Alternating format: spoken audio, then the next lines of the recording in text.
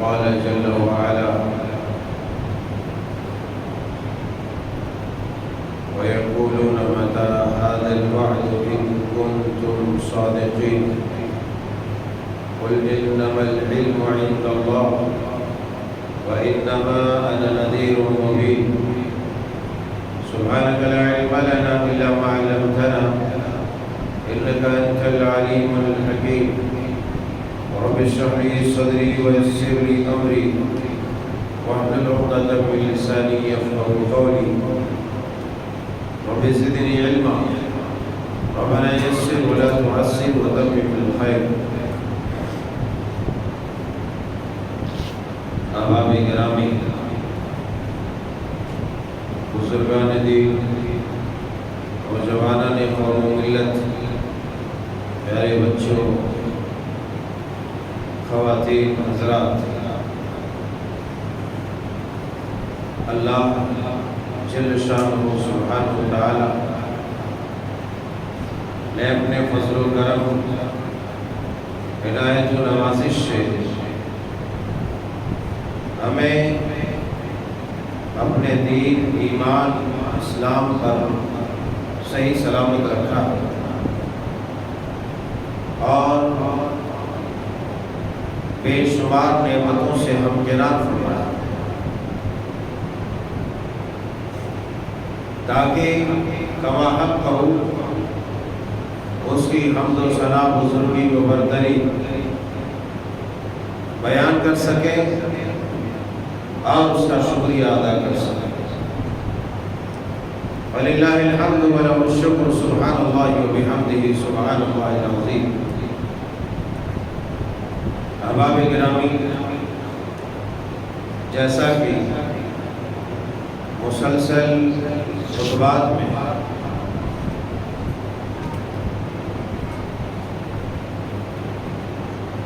قیامت کی علامتوں اور نشانیوں کے تعلق سے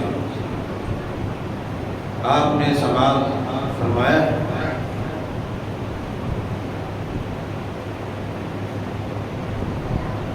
آج انشاءاللہ تبارک و تعالی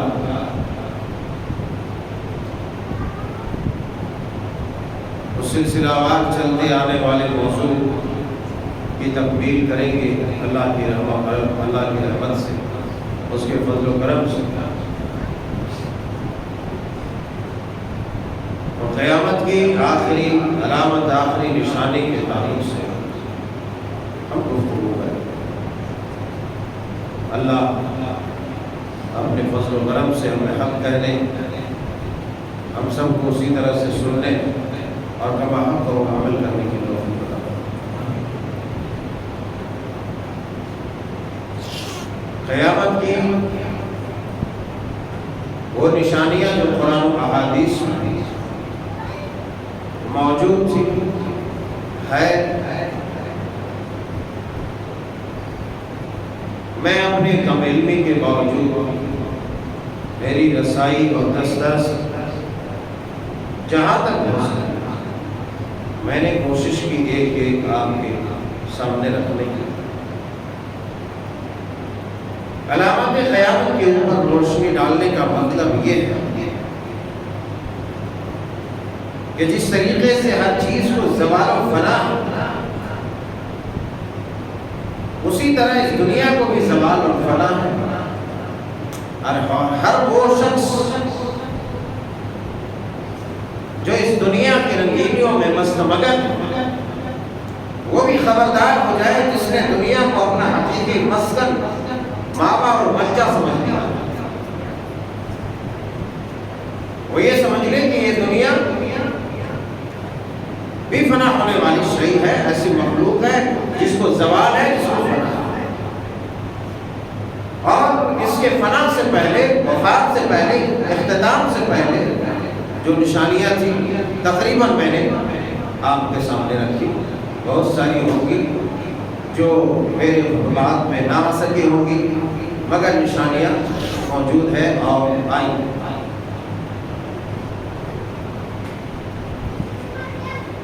آخری نشانی جو ہوگی اس پر بحث کرنے سے پہلے ہم دیکھیں گے کہ قیامت کن لوگوں پر قائم ہوگی۔ قیامت کن لوگوں کے اوپر قائم ہوگی؟ یوں تو ہم نے سمجھ لیا، سن لیا، آج تک دیکھا کہ بڑی بڑی نشانیاں ہیں، چھوٹی چھوٹی علامتیں ہیں جو آ چکی ہیں، آ رہی ہیں۔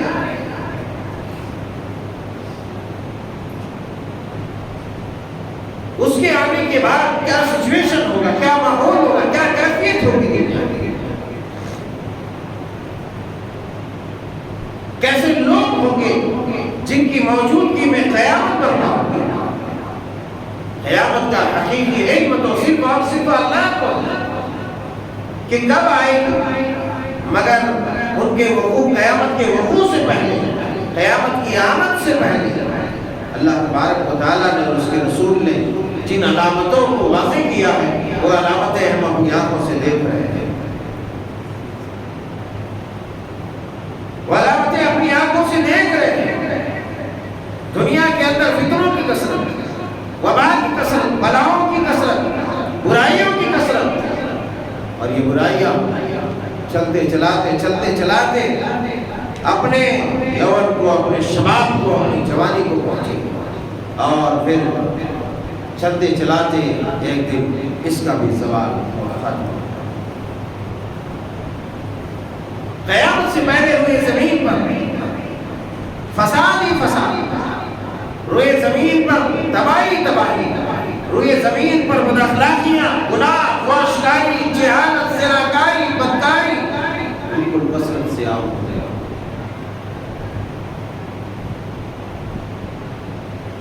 سنن ابن ماجہ کتاب الفتن کی حدیث مبارکہ ہے، سیدنا حضرت ابو ہریرہ رضی اللہ عنہ بیان فرماتے ہیں کہ اللہ کے رسول صلی اللہ علیہ وسلم نے ارشاد فرمایا، لا تنتقون كما ينتقى التمر من أقفاله فلا يذهبن خياركم ولا يبقين شراركم فموتوا إن استطعتم۔ جب تمام علامتیں ظاہر ہو جائیں گی اور قیامت بالکل اپنے قریب، اختتام کے قریب ہوگی، قیامت کے وقوع کے قریب دنیا جب ہوگی، جب دنیا ایک دم اپنے اختتام کے قریب ہوگی، ختم ہونے والی ہوگی، تو اس کے بعد اللہ تبارک و تعالیٰ روئے زمین سے مومنین کا بھی اختتام کر دیں گے۔ روئے زمین سے اپنے مومن بندوں کو اللہ تبارک و تعالیٰ اٹھا لے، اپنے مومن بندوں کو بھی وفات دے دے، اپنے مومن بندوں کو بھی ختم کر دے، ان سب کو موت دے دے۔ اس حدیث مبارکہ جو بھی میں نے آپ کے سامنے پڑھی، اس میں اللہ کے پیارے حبیب علیہ الصلوۃ والسلام نے ارشاد، لا تنتقون كما ينتقى التمر من أقفاله، کہ البتہ تم لوگ اسی طرح سے چھانٹ لیے جاؤ گے، اٹھا لیے جاؤ گے، الگ کر دیے جاؤ گے، جس طریقے سے ردی کھجوروں سے عمدہ اور اچھی کھجور کو الگ کر دیا جاتا ہے۔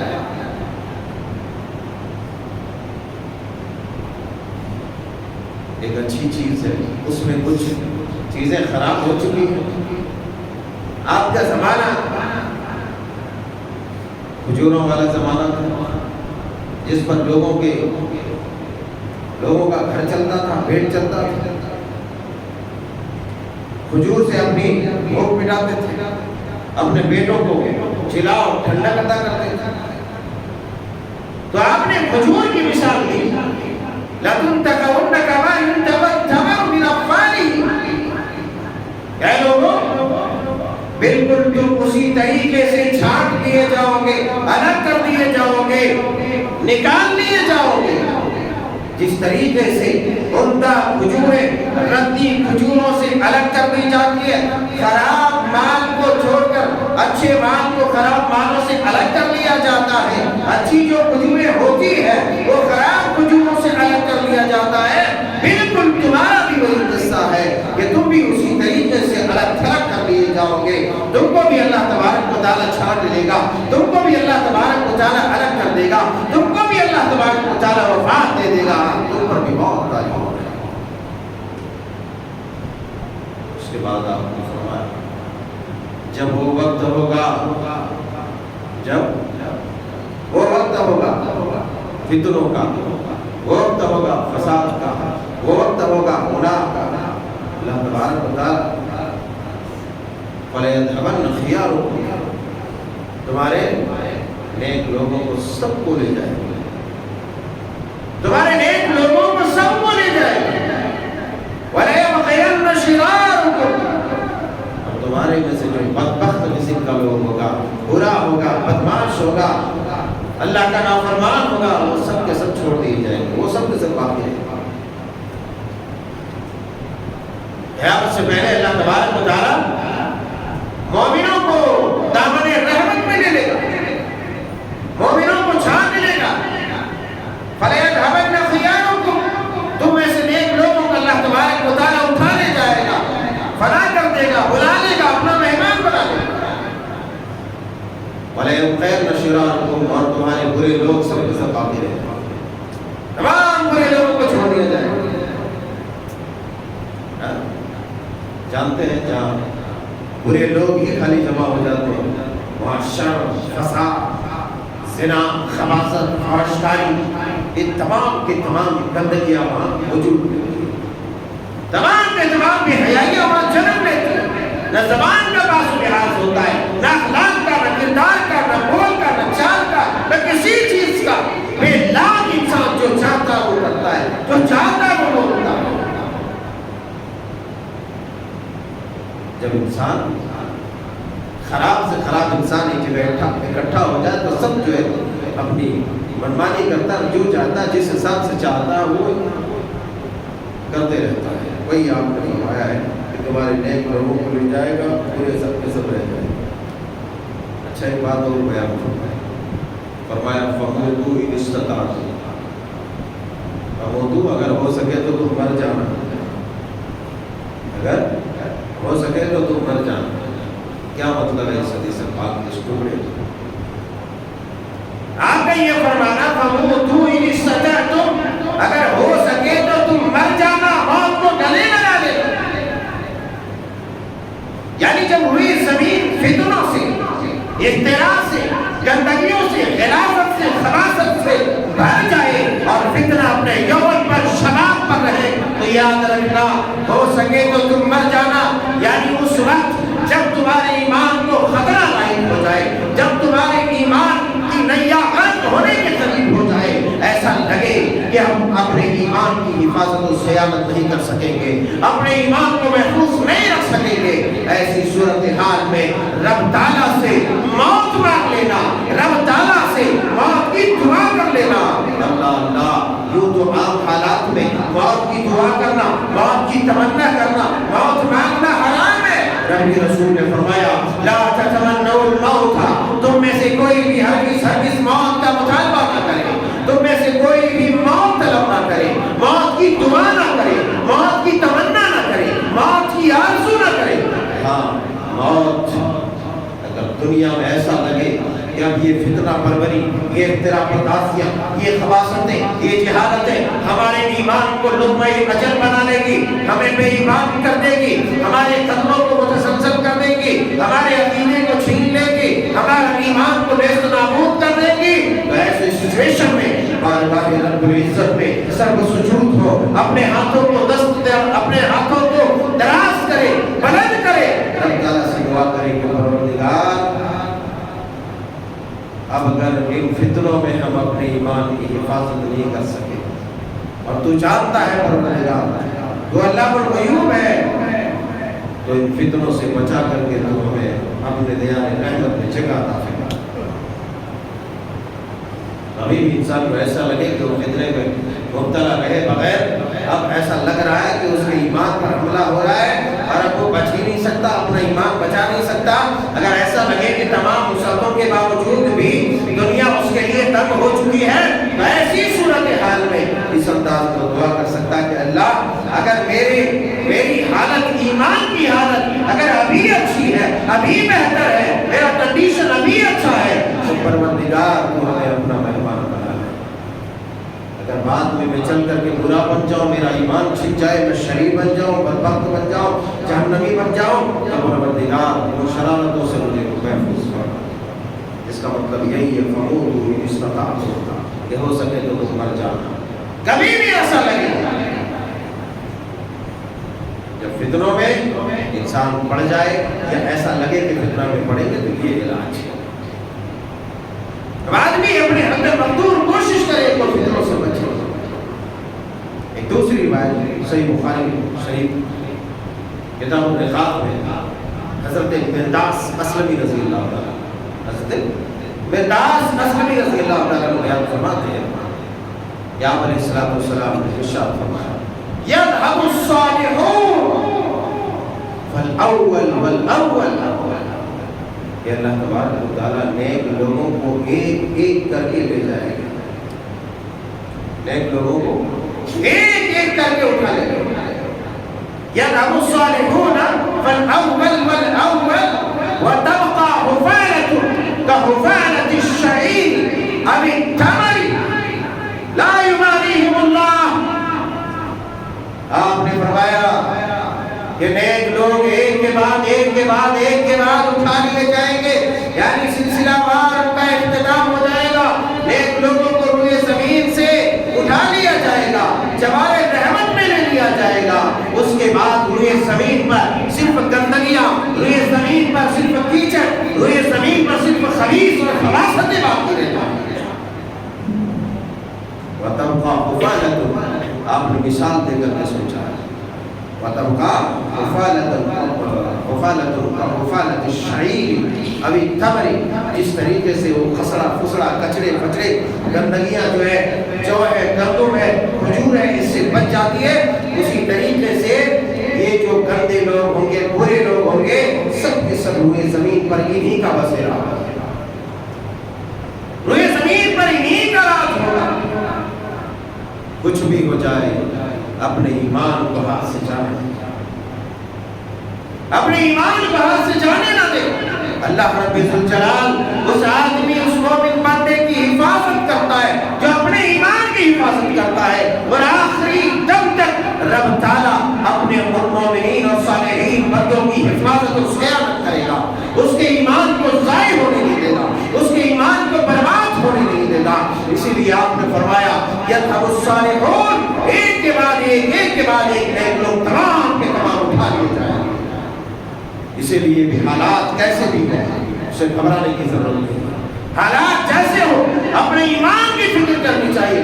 دھن ہے دولت ہے سب چلی جائے مگر انسان اگر رہ جائے اس کا ایمان اس کے پاس رہ جائے تو کافی ہے، کیونکہ اللہ پھر اسے نواز سکتا ہے، اللہ پھر اسے دے سکتا ہے، اس پر قدرت رکھتا ہے، طاقت رکھتا ہے، وہ ہر چیز وہ تمام بادشاہت کا وہ حقیقی مالک ہے۔ تبارک الذی بیدہ الملک وہو علی کل شیء قدیر، ساری سلطنتیں رب کے ہاتھ میں ہیں اور وہی ہر چیز پر قدرت و طاقت رکھتا ہے۔ اسی لیے اپنے ایمان کو جانے دیا فرمایا یذهب الصالحون فالاول والاول وتبقى حفالة، سب کے سب خسرے فسرے گندے شیاطین خبیث قسم کے لوگ سب کے سب باقی رہ جائیں گے۔ کیسے؟ جیسے جو گندم اور اسی طریقے سے کھجور وغیرہ کے خسرا فسرا جو ہے اس کا جو ویسٹیج ہوتا ہے، خراب مال جو ہوتا ہے بالکل الگ کر دیا جاتا ہے، اچھائیوں سے اسی طریقے سے اچھے لوگوں سے بالکل الگ کر دیا جائے گا، اچھے لوگوں کو اللہ تبارک و تعالیٰ اٹھائے گا۔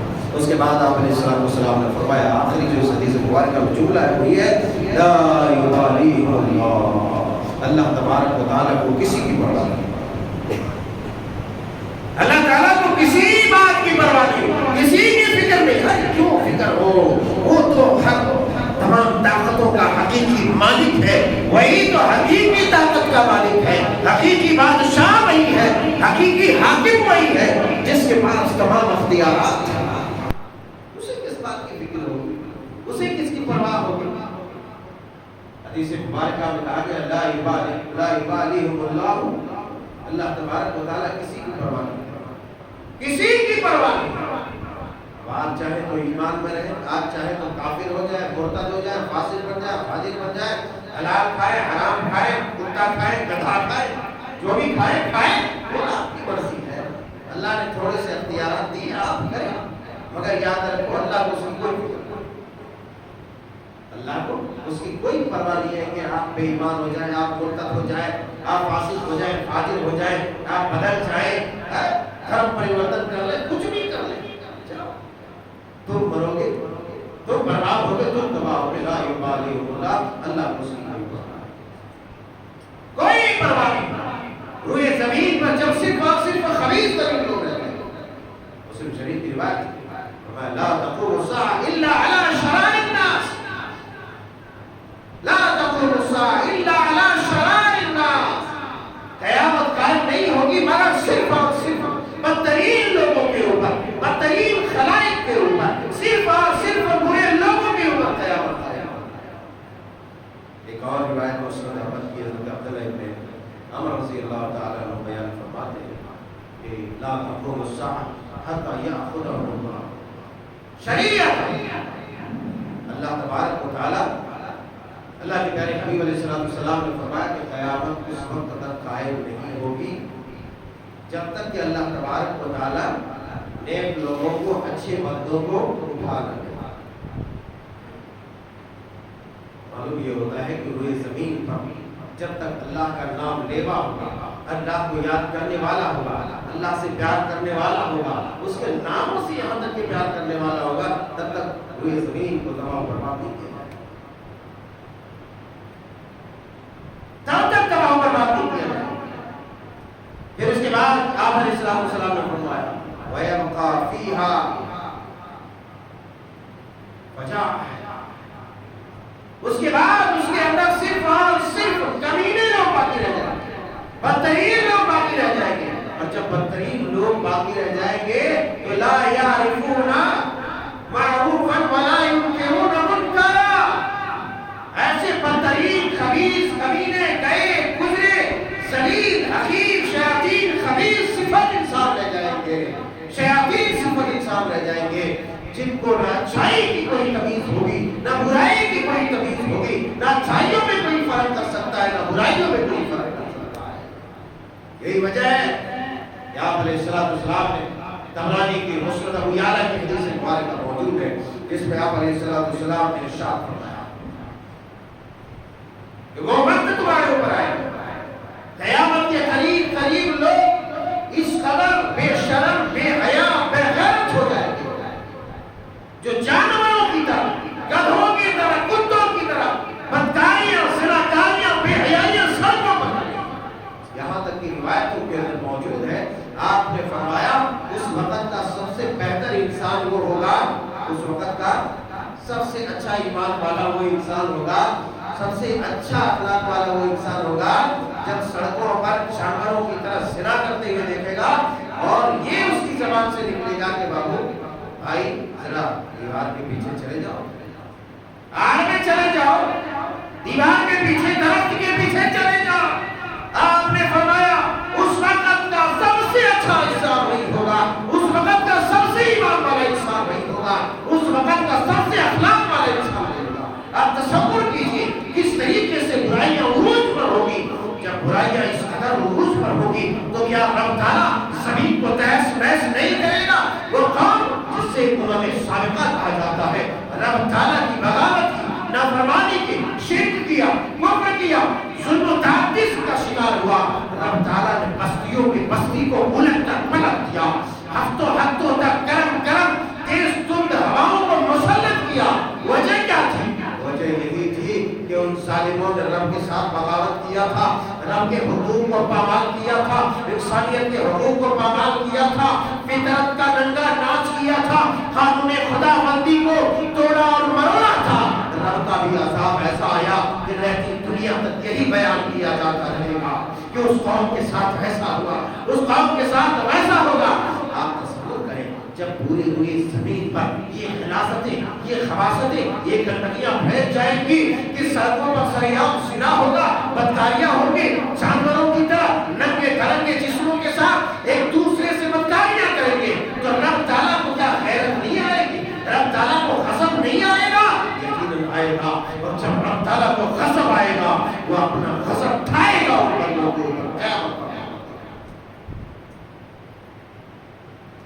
آج بھی یہ برائیاں کوئی کم عروج پر نہیں ہے، آج بھی سڑکیں محفوظ نہیں ہیں، نہیں ہے سڑکیں محفوظ۔ آپ لوگ بیٹھ جاؤ آپ لوگ راستے کو محفوظ بناؤ، بیٹھ جاؤ آپ لوگ، بیٹھ جاؤ سامنے جاؤ۔ سڑکیں محفوظ نہیں، گلیاں محفوظ نہیں، جہاں دیکھو گدے کتے کی طرح جانوروں کی طرح لگا ہوا ہے۔ یہ کیفیت ابھی ہے، آپ تصور کر سکتے ہیں اللہ کے پیارے حبیب علیہ السلام کے اس فرمان عالیہ سے کہ آپ نے کہا گدوں کی طرح، جانوروں کی طرح، کتوں کی طرح ایک دوسرے کے ساتھ ایسی بدفعلیاں کریں گے سڑکوں پر، کسی کا پاس و لحاظ نہیں کرے گا۔ نگاہ کو اٹھاؤ، اوپر کرو اپنی نگاہ، اوپر کرو، اٹھاؤ اپنی نگاہ کو بلند کرو، دیکھو سڑکوں پر۔ آج یہ بے حیائیاں ہے نہیں ہے یہ بے حیائیاں سڑکوں پر کھلے عام کتوں کی طرح لگا ہوا، جانوروں کی طرح لگا ہوا۔ اس سے یہ کہنے کا مطلب یہ ہے، اس سے معلوم یہ ہوتا ہے کہ قیامت بالکل قریب ہے۔ اب قریب وہ بڑی بڑی علامتیں جن کے بعد دنیا بالکل مختصر سی رہ جائے گی، اب قریب وہ علامتیں بھی ظاہر ہونے والی ہیں۔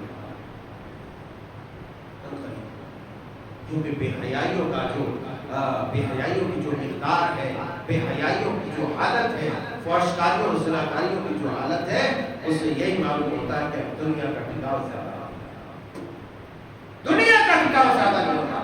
بہرحال اللہ کے پیارے حبیب علیہ السلام نے ارشاد فرمایا کہ قیامت بدترین لوگوں کے اوپر قائم ہوگی۔ قیامت کے قریب آپ نے فرمایا کہ لوگ جب بت پرستی نہیں کریں گے نا، ایک روایت کے اندر ہے کہ سب سے بدترین، سب سے برا، سب سے برے وہ لوگ ہیں، سب سے برے خلائق وہ ہیں جن کے اوپر قیامت قائم ہوگی۔ اور پھر آپ نے فرمایا جو قبروں کو سجدہ گاہ بناتا، سب سے برے لوگ ہوئے زمین کے وہ ہوں گے جن پر قیامت قائم ہوگی۔ وَيَتَّخِذُونَ قُبُورَ مَسَاجِدَ، اور دوسرا سب سے برا گروہ، بری جماعت، سب سے برے لوگ ہوں گے جنہوں نے قبروں کو سجدہ گاہ بنا دیا ہے۔ یہ عمل بھی بڑی کثرت کے ساتھ ہے، ہم میں سے ہر کوئی جانتا ہے۔ اپنی اس مبارک پیشانی کو قبروں میں جا کر کے دیکھتا ہے، درباروں پہ، آستانوں پہ، چلوں پہ جا کے دیکھتا ہے اس پیشانی کو۔ یہ بھی بتاتی حدیث مبارکہ، یہ عمل بھی بتاتا ہے کہ بس قیامت انتہائی قریب ہے۔ لوگ ان درگاہوں سے جسے لوگوں نے مسجد بنا رکھا، ان مزاروں پہ، ان قبروں پہ جن پہ مردے لوگ سوئے ہوئے ہیں، جن میں یہ بھی پتا نہیں کہ ان قبروں میں اچھے انسان کے برے انسان نے بس خالی منسوب کر دیا اس میں یہ ولی اللہ تھا، وہ ولی اللہ تھا۔ اب وہاں سے جو ہے 10 فیٹ، وہاں سے 100 میٹر دور بھی کسی جو ہے درخت پر دھاگا باندھا ہوا ہے تو تبرک کے طور پر آدمی دھاگا لا کے باندھ کے پہنانا۔ ارے شرم کرو اللہ والو، شرم کرو۔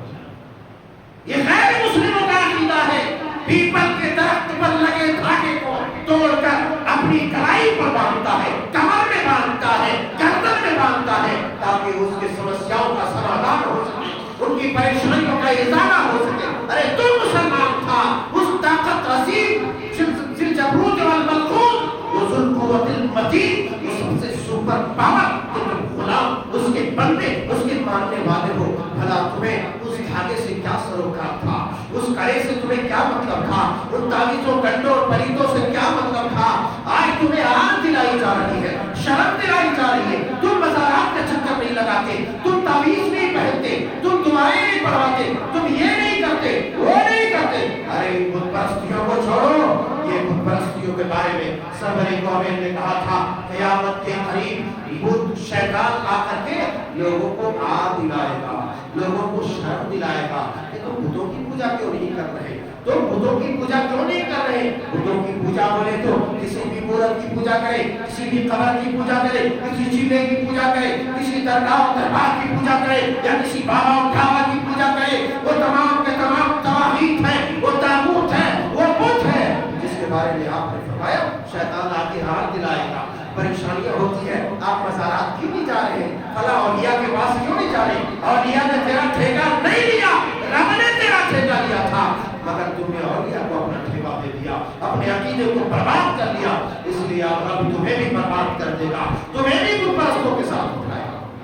بہت صورت قیامت کے قریب جب بت پرستی لوگ نہیں کریں گے تو شرم دلائیں گے. دیکھتے ہیں آج بھی ایک رشتے دار دوسرے رشتے دار کو ہار دلاتے ہیں. یوسف بابا کرنے جانا تھا تو آپ کو ایسا کرنا تھا, بچے نہیں ہو رہے کہتے, شادی کے اتنے دن ہو گئے, اتنے دن ہو گئے, یہ مصیبت آ رہے, وہ مصیبت سب بتا رہے.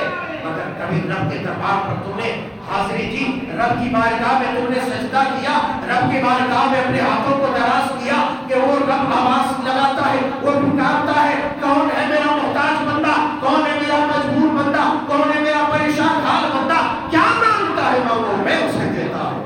کبھی اس کے دربار میں حاضری نہیں دی. یا یوسف کے پاس, فلانے کے پاس, اجمیر, ان لوگوں کی عقل جانوروں سے بھی بڑھتا ہے. بہرحال میں اس تفصیل میں جانا نہیں چاہتا. یہ موضوع کی مناسبت سے حدیث پاک کا خلاصہ اور ترجمہ تھا. میں نے بتایا قیامت کے قریب اللہ کے پیارے حبیب علیہ السلام نے ارشاد فرمایا کہ قیامت کے قریب ایسا ہوگا کہ یکایک قرآن کے تمام حروف مٹ جائیں گے. جب دنیا اپنے ختم کے بالکل قریب ہو جائے گی, دنیا ختم ہونے والی رہے گی, اس سے بالکل دنیا کے آخری حصے میں دونوں تختیوں کے درمیان جو حروف لکھے ہیں کلام پاک میں, وہ سب کے سب ختم ہو جائیں گے, مٹ جائیں گے. صرف اس میں کوئے اور سفید کاغذ بچے گا. ارے وہ زمانہ آئے گا.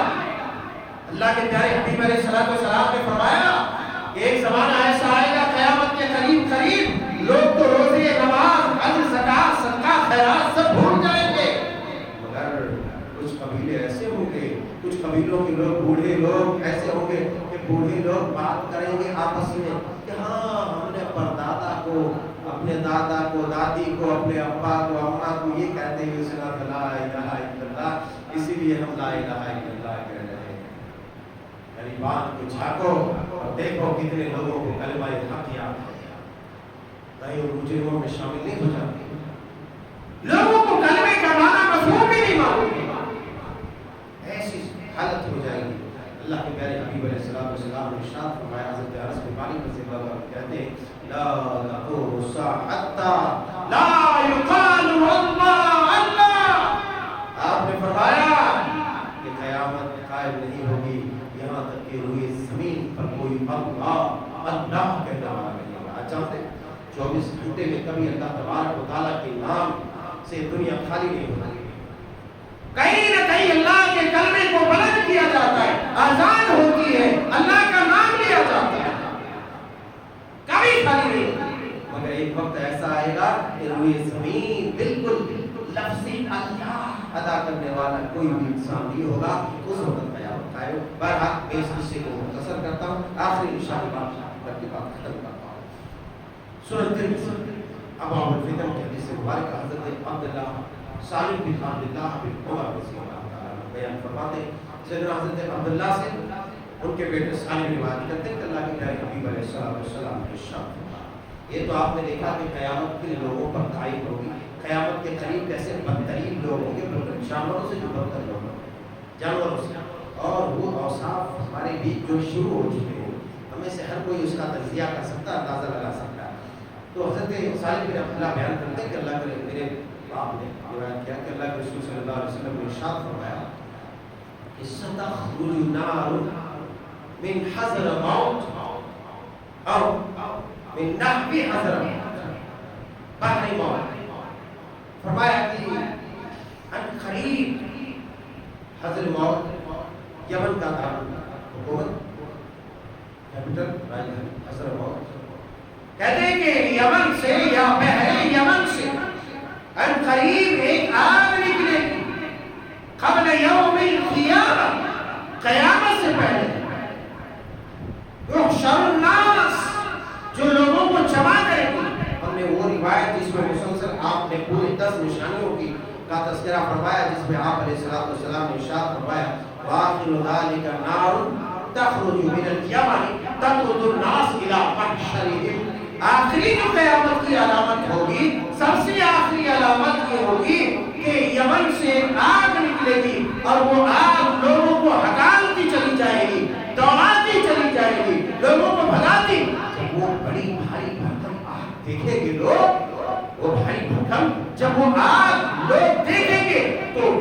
آئے وہ آگ کہاں سے نکلے گی؟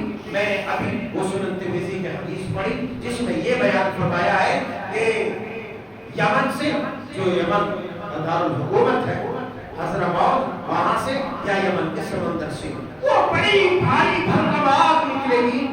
جب لوگ اس آگ کو دیکھیں گے وہ آگ دیکھ کر کے ظاہر سی بات ہے ادھر سے آگ لگتی ہوئی آئے گی تو لوگ نکل بھاگیں گے. ادھر نالا اولا کہیں تو دیکھیں گے سب میں کود کر دیں گے، جہاں جگہ ملے گی ایک کے اوپر ایک کودیں گے. اگر اس آگ کی حالت یہ ہوگی، آپ نے بیان فرمایا کہ وہ آگ یمن سے جو آگ نکلے گی وہ آگ دیکھ کے تمام لوگ بھاگیں گے. تَقُودُ النَّاسِ إِلَىٰ مَحْشَرِ، وہ آگ لوگوں کو میدان محشر میں جمع کرے گی. وہ آخری علامت ہوگی قیامت کی. جب آگ نکل جائے گی لوگ دیکھ کر کے بھاگیں گے، لوگ تھک جائیں گے. جب انسان تھک جاتا ہے تو کچھ بھی نہیں دیکھتا، گر جاتا ہے، لوگ بیٹھ جائیں گے، آگ رک جائے گی، لوگ دوڑنا شروع کریں گے، آگ اس کے پیچھے چلنا شروع کرے گی، لوگ قیلولہ کریں گے، لوگ آرام کریں گے، آگ بھی تھوڑی دیر رک جائے گی. جب تک لوگ بھاگیں گے نہیں آگ بھی رک جائے گی، یہاں تک کہ مسلسل ہکالتے بھگاتے آگ لوگوں کے پیچھے پیچھے چلتے محشر میں جمع کر دے گی. اور پھر اللہ تبارک و تعالیٰ حضرت اسرافیل علیہ السلام کو حکم دے گا اور وہیں سے سونپ دیا جائے گا. پھر قیامت برپا ہو جائے گی اور یہ سنہری دنیا ختم ہو جائے گی.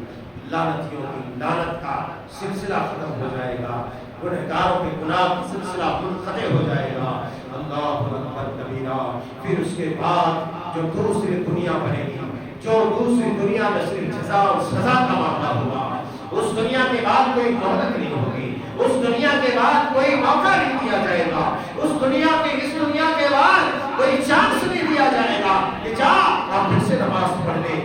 حالانکہ وہ تمام چیزیں دیکھنے کے بعد لوگوں کی عقلیں ٹھکانے آ جائیں گی، لوگوں کی عقل جو اب تک گھٹنے میں ہے وہ چڑھ کر کے اوپر آ جائیں گی اور لوگ سمجھ جائیں گے، وہ سمجھ جائیں گے اور پھر موقع مانگیں گے. اللہ کہے گا جا ہو گیا تمہارا کام. وَأَنَّا لَهُ الذِّكْرَىٰ. اب اس چیز کا، اب عبرت حاصل کرنے کا، ایمان لانے کا، سمجھنے کا کوئی فائدہ نہیں. سمجھنے کے لیے اتنا بڑا بھیجا دیا تھا، اتنا بڑا کھوپڑا دیا تھا، اتنا بڑا دل دیا تھا، سب کچھ دے دیا تھا، تم نے سمجھا نہیں. اب نہیں سمجھا تو چلا اسی طرح بادو. تو غرض یہ کہ قیامت کی جو سب سے آخری علامت، سب سے آخری نشانی ہوگی وہ یمن سے آگ نکلے گی اور وہ آگ تمام لوگوں کو ہٹاتے ہوئے بھگاتے ہوئے جو ہے میدان محشر میں جمع کر دے گی اور وہیں پر قیامت برپا ہوگی. انشاءاللہ اس کے بعد قیامت کا جو سلسلہ ہوتا ہے اللہ نے چاہا تو اس کا ہم تذکرہ کریں گے. رب تعالیٰ سے دعا ہے کہ پروردگار ہم تمام گناہوں کو، یہ تمام گھڑیوں کے آنے سے پہلے جس میں توبہ ناقابل قبول ہے، پروردگار ہمیں سچی توبہ کرنے کی توفیق عطا فرما. اے اللہ شرک سے، غلاظت سے، خباثت سے، بدعات سے، خرافات سے ہماری حفاظت فرما، ہماری نسلوں کی حفاظت فرما، ہماری ضروریت کی حفاظت فرما، تمام عالم اسلام کی حفاظت فرما. آمین.